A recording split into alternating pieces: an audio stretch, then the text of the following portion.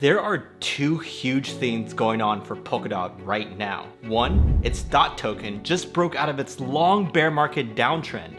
And two, they're launching their Polkadot 2.0 upgrade real soon, and that's going to be a game changer. So all this makes me wonder, is it time to buy DOT? Well, as always, we gotta evaluate all the arguments both for and against buying DOT before we come up with our final verdict. Alright, starting with the case for buying DOT. So the first thing is that Polkadot's tech is one of the best in the entire crypto world. Check this out, Cardano recently announced that they were going to enable partner chains on their network. But instead of reinventing the wheel and creating a brand new framework for that, they decided to go with Polkadot's SDK instead. So that's a huge vote of confidence for Polkadot's tech stack. But I want to go a little deeper here and share the exact pieces of Polkadot's tech that make it so special. The first thing is their sharded architecture, aka sharding. Polkadot is famous for its relay chain parachain model, and their parachains are just shards essentially. This sharded approach gives them a ton of flexibility because the parachains can each be designed for their own particular use case with minimal constraints from the parent relay chain. But while parachains can vary a lot in their design, they all enjoy something called shared security from the relay chain.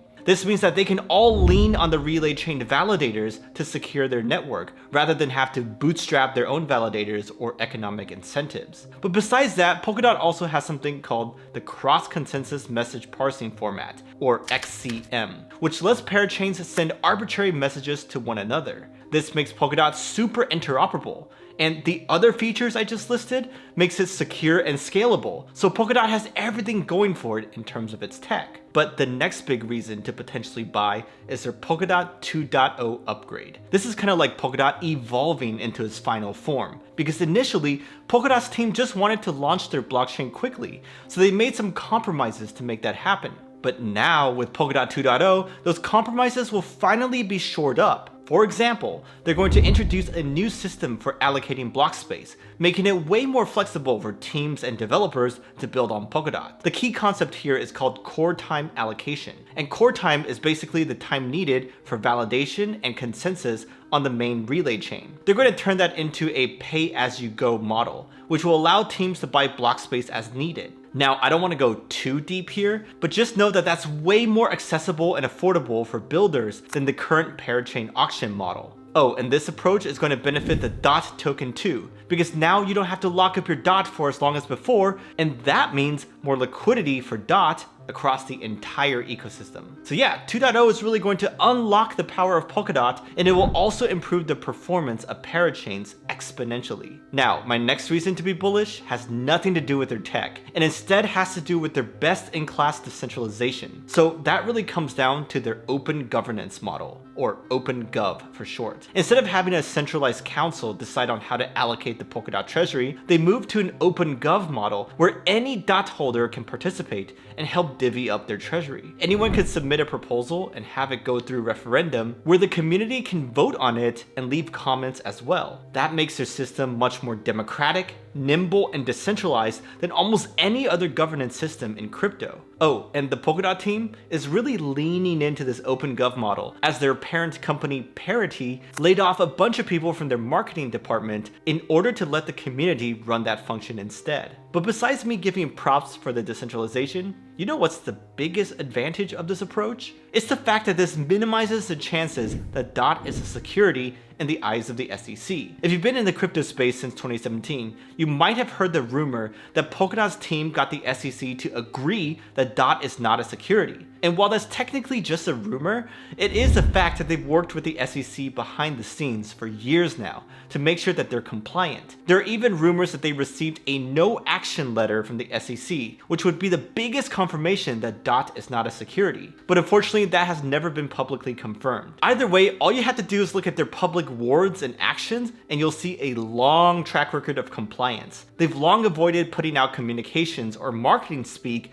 about DOT as an investment. Also, they were one of the first projects to build in decentralized governance to its core. So yeah, like I said, a lot of this is just speculation in terms of DOTs not being a security. But do note that all the recent SEC lawsuits named a bunch of Polkadot's competitors as securities, like Algo, ADA, and Sol, but they did not name DOT at all. Anyways, my next reason to be bullish is that Polkadot's ecosystem is still popping during the bear market. In terms of network metrics, the amount of staked DOT has increased notably, bringing the percentage staked to over 49%, with on-chain events and unique accounts have also been growing, and those are great indicators as to the health of the network. In terms of development activity, their GitHub has been absolutely popping if you've been following along. And in terms of OpenGov, that has been popping too, even though it was only launched in mid-2023.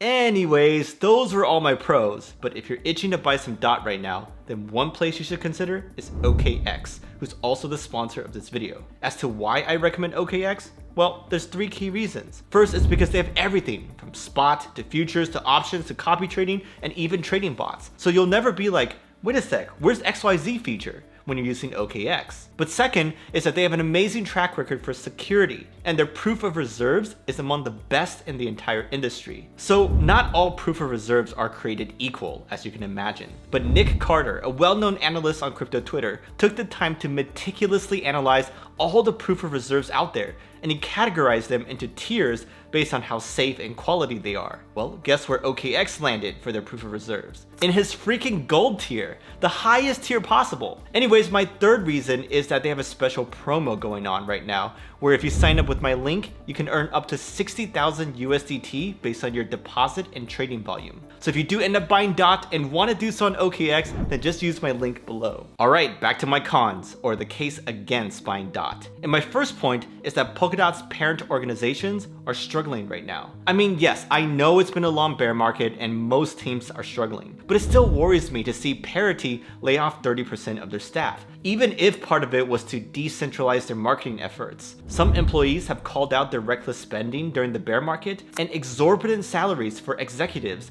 as to why they're now in this financial pickle. And Web3 Foundation, the other parent organization of Polkadot, is also facing similar issues, as they just laid off 40% of their staff. So yeah, I'm definitely concerned about the financial health of these two organizations, as Polkadot's trajectory still depends on their ability to execute for the time being. Now, my next concern is that Polkadot's governance has been facing a lot of growing pains lately. Yes, I know I raved about OpenGov in my pros section, but if I'm to be honest, there's a lot to figure out there as a community. For example, most of the proposals in OpenGov have seriously low voter participation. And then for the people who do participate, they often wonder if the right proposals are being passed. Some open questions are, what's a fair criteria for judging proposals? Should things be retroactively or proactively funded? And things like that. So yeah, there's a lot of things to figure out in open governance land, and until it's figured out, the treasury funds may be spent in a less than optimal manner. Anyways, my next concern is that some of the ecosystem metrics I see are quite subpar. First and foremost, I like to look at TVL, or total value locked, when I judge an ecosystem.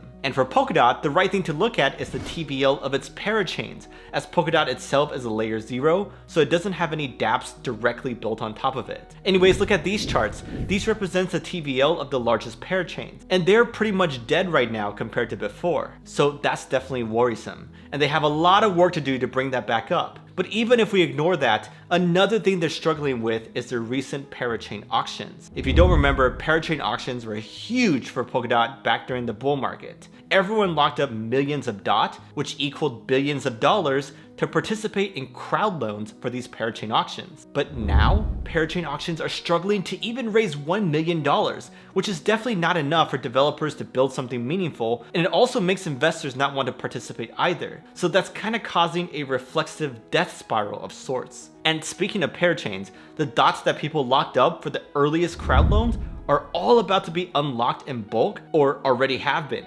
So that's a huge concern because most people are not relocking their DOT, as you can imagine. So all those DOT are liquid right now and could turn into selling pressure on the open market. Now, the first unlock on October 24th didn't seem to cause a dump, but perhaps that's because DOT was saved by a Bitcoin rally that changed the market sentiment to bullish. But if that turns back to bearish soon, then all those DOT being held could easily be dumped by their holders. Now, my next concern stems from a more fundamental level, and that's the lack of popular dApps and layer 1s in Polkadot's ecosystem. I mean, there are some, but let's be real, they don't have as many popular dApps as other ecosystems. And perhaps one reason why is because Polkadot doesn't really have a well-coordinated marketing effort. This isn't just me spouting out this claim, by the way. A lot of other people feel this way if you just look around Twitter. Now, there are valid reasons not to do heavy marketing, like avoid making the SEC mad, but the end result is the same, which is lackluster adoption across the ecosystem. Anyways, my next concern, which is arguably the biggest one of them all, is just all the strong competition from around the crypto space. Polkadot has competition from layer 1s, layer 0s,